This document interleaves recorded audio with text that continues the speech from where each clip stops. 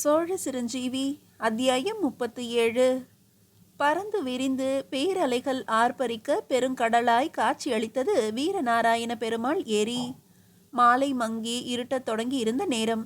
ஏரிக்கரையின் ஒரு ஓரம் கோரை பொருட்கள் நெடுநெடுவென்று வளர்ந்து அடைத்து கொண்டிருந்த ஒரு பகுதி. மெல்லிய நில ஒளி வெளிச்சத்தில் கண் சிமிட்டி எவரையோ உற்று பார்த்து கொண்டிருந்தன விண்மீன்கள். யாரோ 2 பேர் இருட்டின் அந்த மறைவில் சன்னமான குரலில் வீசிக்கொண்டிருக்கும் இளம் காற்றிற்கு கூற கேட்காதவாறு பேசிக் கொண்டிருந்தனர். அண்ணா, என்ன இது? வேடம் புதிதாகவும் பொருத்தமாகவும் உள்ளதே உனக்கு என்றது ஒரு உருவம். என்ன செய்வது தம்பி, இந்த ஒரு உருவத்தை தான் சோழத்தில் யாரும் சந்தேகிப்பது இல்லை. ஊருக்கு சோரிடும் விவசாயி நாட்டிற்கு தவறு இழைக்க மாட்டான் என்ற நம்பிக்கை, அதுதான் இன்றும் என்னை காத்து நிற்கிறது என்றது இரண்டாவது உருவம். இப்படி வேடமிட்டு அலைய வைத்து விட்டானே நம்மை அந்த ஆதித்தன் என்று பல் கடித்தான் முதலாம் அவன். அதுவும் நல்லதற்கே தம்பி. சோழத்தின் பிரம்மாதி ராஜனாக இன்று உன்னை பார்க்கும்போது மனதில் இனம் புரியாத மகிழ்ச்சி.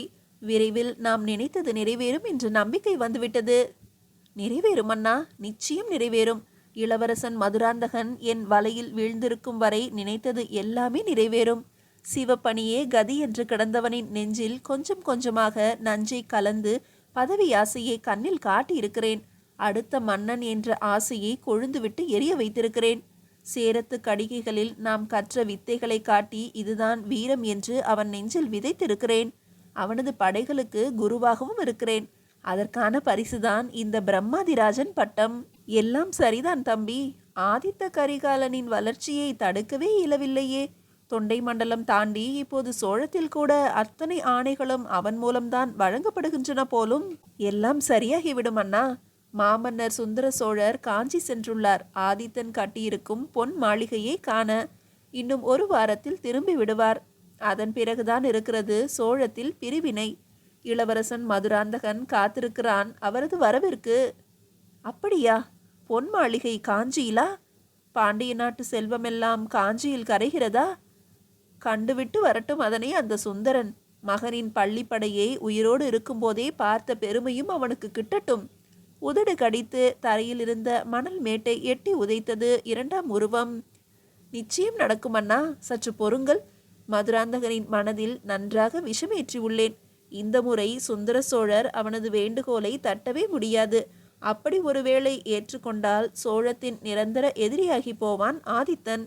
சோழத்திலிருந்து தனிமைப்படுத்தப்படுவான். அப்போது நாம் நினைத்தவாறு அவனை பழி தீர்ப்பதும் எளிது. என்ன செய்திருக்கிறாய் பரமேஸ்வரா? என்ன திட்டம் அது? ஆர்வமாக கேட்டான் இரண்டாம் அவன். மெல்ல அவனை அருகில் வரச் சொல்லி காதோரம் அந்த திட்டத்தை முதலாம் அவனான பரமேஸ்வரன் கூற முழுவதும் கேட்ட இரண்டாம் அவனான ரவிதாசனின் முகத்தில் இனம் புரியாத மகிழ்ச்சி அந்த மங்கிய வெளிச்சத்திலும் நன்றாக தெரிந்தது. அற்புதமடா தம்பி. இந்த ரவிதாசனின் தம்பி நீ என்று மறுபடியும் நிரூபித்திருக்கிறாய். தப்பவே முடியாது இனி அந்த ஆதித்தன். கடைசியில் அவனது லட்சியத்திலேயே கை வைத்திருக்கிறாயே நீ. அதுதான் பிரமாதம். எவன் இளவரசனோ அவனே மாதண்ட நாயகன். அபாரமான திட்டம். நிச்சயம் பலன் தரும். ஆனால் என்ன அண்ணா? ஆனால் என்று ஏதோ சொல்ல வந்தாயே. சோழத்தின் ராஜமாதா செம்பியன் மாதேவியார் இதற்கு அனுமதிப்பாரா மதுராந்தகனை? அனுமதித்தாக வேண்டும் அண்ணா, வேறு வழியில்லை. ஏற்கனவே சோழத்தின் தளபதி பழுவேட்டரையரும் செம்பியனாரை சந்தித்து பேசியுள்ளார். மதுராந்தகனை ஏதும் அறியாத கைப்பிள்ளையாகவே வளர்த்துவிட்டதாக குற்றம் சாட்டியிருக்கிறார் நேரடியாக. ஆதித்தனின் வளர்ச்சி இளவரசு பதவிக்கு பெரும் போட்டியாகிவிட்டது என எச்சரிக்கை செய்திருக்கிறார் போலும். இவற்றையெல்லாம் எப்படி அறிந்தாய்? சோழத்தின் ரகசியம் அத்தனை விரைவில் வெளிவராதே. நமக்குத்தான் நடப்பவை அத்தனையையும் அப்படியே ஒப்புவிக்க இளவரசன் இருக்கிறானே அண்ணா என்றான் பரமேஸ்வரன் சிரித்தபடியே. அது மட்டுமல்ல அண்ணா, சோழத்திற்காக தனது தலையையே தத்தம் செய்திருக்கும் சோழர் படை தளபதி பழுவேட்டரையரும் அவருக்கு தெரியாமலேயே நமக்கு துணை போய் கொண்டிருக்கிறார். சற்று எச்சரிக்கை தேவை தம்பி. மதுராந்தகனையோ பழுவேட்டரையரையோ சமாளிப்பது பெரிய விஷயமல்ல. அத்தனையும் கவனித்து கொண்டு அமைதியாக ஒளிந்திருக்கும் ஒரு ஆபத்தை மறந்து விடாதே. சோழத்தில் நடக்கும் அத்துணை விஷயங்களையும் அவர் அறிவார். அவரது சந்தேகத்தின் வட்டத்தில் மட்டும் நீ சிக்கிவிடாதே. யாரண்ணா அது? நம்மையும் விஞ்சும் அளவுக்கு திட்டமிடும் ஒருவரா? யாரது என்றான் பரமேஸ்வரன். பாம்பின் கால் பாம்பறியும் பரமேஸ்வரா. அதனாலேயே சொல்கிறேன். சுந்தர சோழனின் அமைச்சராய் சோழத்தின் பிரம்மராயராய் அமர்ந்திருக்கும் அனிருத்த பிரம்மராயனை அத்தனை எளிதாக எண்ணிவிடாதே. இன்றைய சோழ வம்சத்தின் அத்தனை உறவுகளுக்கும் பாலம் அந்த அனிருத்தன்தான். மோதுவது நாமல்லவே அண்ணா, பட்டத்து இளவரசன் மதுராந்தகன். அவனை எதிர்க்க அனிருத்தராலும் ஆகாது. எனவே கவலை வேண்டாம், நினைத்தது நிச்சயம் நடக்கும். இப்படி ஊர் பெயர் தெரியாமல் அனைத்தையும் மாற்றிக்கொண்டு நம்மை அலைய வைத்த ஆதித்தனை அழிக்கும் நாள் விரைவில் வரும் என்றான் பரமேஸ்வரன். பரமேஸ்வரா, ஒன்றை மட்டும் நினைவில் நிறுத்து. எந்த ஊரும் எந்த பெயரும் எந்த நாடும் எந்த ஒரு அரசனும் நமக்கு நிலையானவை அல்ல. வித்தைகள் கற்றது சேரத்தில் என்றாலும் எவர் நம்மை மதித்து பெருமையோடு நடத்துகிறார்களோ அவர்களுக்கே நம் உழைப்பு, அவ்வளவுதான். நேற்று வீரபாண்டியன் நம் தலைவன், அவன் பொருட்டு உழைத்தோம். அவனது நட்பிற்காக ஆதித்தனை பழிவாங்க துடிக்கிறோம். இன்று மதுராந்தகன் உன்னை மதிக்கிறான், அதனால் அவனுக்காக உழைக்கிறாய், அவ்வளவுதான். நாம் சோழர்களா பாண்டியர்களா சேரர்களா என்று மற்றவர்கள் ஆராயட்டும், தவறில்லை. நமக்கு அந்த ஆராய்ச்சி வேண்டாம். எவரோடு நாம் இருக்கிறோமோ அவர்களே நாம். இங்கு நாம் என்பது மட்டுமே முக்கியமே தவிர அந்த அவர்கள் அல்ல. சோழத்தின் பிரம்மாதி ராஜனாக பராந்தகன் காலத்திலேயே இருந்தவன் நான். என் இளம் வயதில் ஒரு சிறு குற்றத்துக்காக அங்கிருந்து நாம் விரட்டப்பட்டோம். அடைக்கலம் அளித்தான் வீரபாண்டியன். அதற்காகவே அவனுக்கு உழைத்தோம். நம் திறமையால் மேலே உயர்ந்தோம். அதையும் தாண்டி நல்லதோர் நட்பு கொண்டான் வீரபாண்டியன் நம்மோடு. அதற்காக அவனது கொலைக்கு பழிவாங்க துடித்து கொண்டிருக்கிறோம். நாளை என்னவாக இருப்போம் என்பதை நாம் அறிய மாட்டோம். எனவே நமக்கென்ற தனிப்பட்ட அடையாளத்தினை தேடாதே. நமது லட்சியத்தை வெல்ல, நம்மை காத்து கொள்ள நமக்கு எது சரியான அடையாளமோ அதிலேயே இருப்போம் என்றான் ரவிதாசன். புரிகிறது அண்ணா. நமக்கு வேண்டியவர்களை மட்டுமே தேர்ந்தெடுத்து அவர்களை இங்கு குடியமர்த்தி வீரநாராயண சதுர்வேதி மங்கலம் என்ற பெயரில் பிரம்மதேய பகுதியாக ஒரு குடியிருப்பை மதுராந்தகனின் உதவியோடு பெற்றிருக்கிறேன். முழுவதுமாய் அந்தணர்கள் நிறைந்த பகுதி. நமது ஆட்களையும் அவர்களோடு கலந்திருக்க செய்திருக்கிறேன். எனவே அடுத்த முறை வரும்போது சோழ தேசத்து அந்தணனாக வா.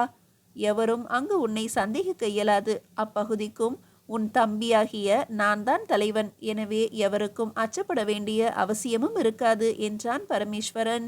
அருமை அருமை. அந்தணனாக இருப்பதில் வேறு பல வசதிகளும் உண்டு. நல்லது, விரைவில் சோமனை இங்கே அனுப்பி வைக்கிறேன்.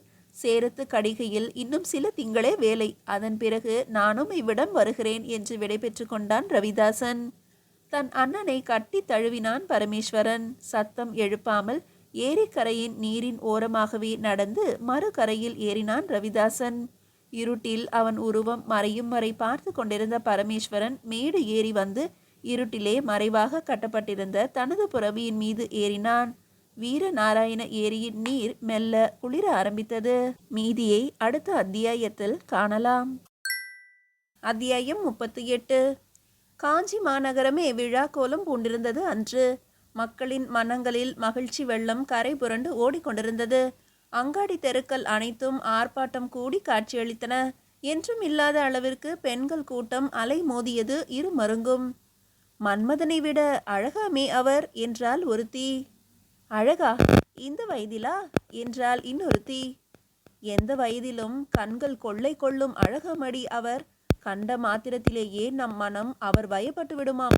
நம்மை மறந்து பிச்சாடனரை கண்ட தாருகாவனத்து ரிஷிபத்தினிகளாக பின்தொடர்ந்து விடுவார்களாம் பெண்கள். அதனாலேயே அவரை எங்குமே தனித்து அனுப்புவதில்லையாம் அவர் மனைவி. இங்கும் உடன் வருகிறார் என்ற தகவல் உண்டு என்றால் முதலாம் அவள். பெயருக்கேற்ற பொருத்தம் என கூற வந்த அந்த இரண்டாம் அவள் ஆரம்பிக்கும் முன்பு அந்த தேர் அற்புதமான அலங்காரத்தோடு பவனி வந்து கொண்டிருந்தது. தேரில் சோழ பேரரசரும் மதுரை கொண்ட ராஜகேசரியும் பாண்டியனைசுரம் இறக்கிய பெருமான் என புகழப்படுபவருமான உடையார் ஸ்ரீ சுந்தர சோழர் அவர்தம் துணைவியாரும் பட்டத்து அரசியுமான வானவன் மாதேவியாரோடு அலங்கார புருஷனாய் பவனி வந்து கொண்டிருந்தார். இது என்னடி அதிசயம்! அரசனும் அரசியும் உற்சவர்கள் போல தேரிலே என்றால் ஒருத்தி. நம் மன்னர் வீரபாண்டியன் தலை கொண்ட கோப்பரகேசரியான ஆதித்த கரிகாலருக்கு இறையும் இவர்களே என காட்டத்தானடி இந்த ஊர்வலம். தன்னை பெற்றவர்களுக்காக மகன் கட்டியிருக்கும் பொன் மாளிகையை காண வருகிறார்கள் இருவரும். எத்தனை பேருக்கு கிடைக்கும் இந்த பெரிய கொடுப்பினை? பெருமூச்செறிந்தால் ஒருத்தி. அடியே, அது மட்டுமல்ல, பல காலம் கழித்து காஞ்சிக்கு வருகிறார் மாமன்னர் என்பதாலும் இந்த சிறப்பு வரவேற்பு. மகனிடம் இப்பகுதியை ஒப்படைத்து 3 ஆண்டுகளாகிவிட்டதே. என்ன நிலையில் வளர்ச்சி என்பதை நேரில் காண வருவதாக கூட இருக்கலாம். சரியாக சொன்னாயடி. கூடவே மைந்தனின் திருமண விஷயமாக ஒரு முடிவெடுக்க வருவதாகவும் கேள்வி. அத்தனை பேரின் சொற்களிலும் நெஞ்சங்களிலும் நிறைந்திருந்த சுந்தர சோழரின் பார்வை நகரின் ஒவ்வொரு மூலை முடுக்கினையும் ஆராய்ந்து கொண்டே வந்தது. இருபுறமும் குழுமி இருக்கும் மக்கள் கூட்டத்தை கட்டுப்படுத்தி வழிநடத்த காவலர்களாய் வீரர்கள் வழிநெடுக இருப்பினும் ஆள்வரத்தில்லாத அத்துணை இடங்களிலும் கூட காவல் பலமாகவே இருந்ததை மனதிற்குள்ளேயே பாராட்டினார். மன்னரும் அரசியும் வருகிறார்கள் என வாய் திறந்து பார்த்து நில்லாமல் நாற்புறமும் பார்வையினை செலுத்தி பாதுகாப்பு பலத்தினை சோதனையிட்டு கொண்டே தொடரும் உப தளபதிகளையும் குறித்து கொண்டார். மிக கட்டுப்பாடான வீரர்களை கொண்டதோர் படையை கொண்டிருக்கிறான் ஆதித்தன் என்பது தெளிவாக தெரிந்தது. மனதிற்குள்ளேயே மகனை மீண்டும் பாராட்டி கொண்டார். வழியெங்கும் மாமன்னர் வாழ்க என்னும் கோஷங்கள் வான் பிளக்க சாலை முழுவதும் வாசனை மலர்களாலும் வேம்பின் இலைகளாலும் நிரம்பி வழிய மஞ்சள் நீரும் சந்தன சிதறலும் காற்றுக்கே வாசமளித்து களிப்போடு வீச வைக்க காஞ்சியின் அடையாளமான கைலாயநாதர் கோயிலுக்கு முன்பு தேர் நின்றது. இறங்கி நடந்தனர் மன்னனும் அரசியும். கால்கள் தரையில் பட விடவில்லை மக்கள். சிவாச்சாரியார்கள் முன்வந்து மங்கள நீர் தெளித்து அழைத்து சென்று கைலாயநாதரை தரிசிக்க வைக்க தன்னை மறந்து மயங்கி போய் நின்றார் மாமன்னர் சுந்தரர். எம் ஈசனே, எம் இறைவனே, பிறவி பயன் அடைந்தேனையா இன்று. எத்தனை நாடுகள் எத்தனை காலங்கள் ஆண்டென்ன பயன். அத்தனையும் விட்டுவிட்டு உன் முன்பு ஒரு துரும்பாய் நிற்கையில் தோன்றும் நிம்மதி ஏது? மனம் இறைஞ்சியது சுந்தர சோழருக்கு. வானவன் மாதேவியாரோ அங்கிருந்த சிற்பங்களில் தன் மனதையே பறி கொடுத்து விட்டார். ஈசனும் உமையவளும் குடும்பத்தோடு அமர்ந்திருக்கும் சிற்பம் கண்டு அவரது தாய்மை பொங்க ஆரம்பித்தது. இத்தனை சிற்பங்களை அதன் இயல்பு குறையாமல் படைத்தவன் மனிதன்தானா அல்லது தேவலோகத்து மயனா என்ற ஐயம் ஏற்படாமல் இல்லை அவருக்கு. கைலாயநாதரை தரிசித்த திருப்தியோடு தேர் பொன் மாளிகை நோக்கி நகரத் தொடங்கியது. அதற்கு மேல் மாமன்னரை பின்தொடர மக்கள் அனுமதிக்கப்படவில்லை. மென்மையாக ஆனால் கண்டிப்போடு மக்களை வழி திருப்பி அனுப்பினர் காவலர்கள். உச்சி வேளை வெளிப்பட்டு கைலாயமாய் மின்னிக் கொண்டிருந்த பொன் மாளிகையின் வெளிப்புற தோற்றம் கண்டு ஒரு கணம் மிரண்டே போனார் சுந்தர சோழர்.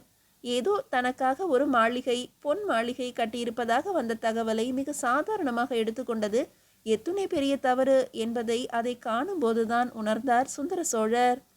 அத்தனை பெரிய மாளிகை அல்ல அல்ல, அரண்மனை என்றே கூற வேண்டும். வளைவுகளும் முன் அமைப்பும் தோரண வாயிலும் நுழைவாயிலும் பிரமிக்க வைத்தன. அருகே நெருங்க நெருங்க அந்த பகுதியே பொன்னிறமாக காட்சியளித்தது. மீதியை அடுத்த அத்தியாயத்தில் காணலாம்.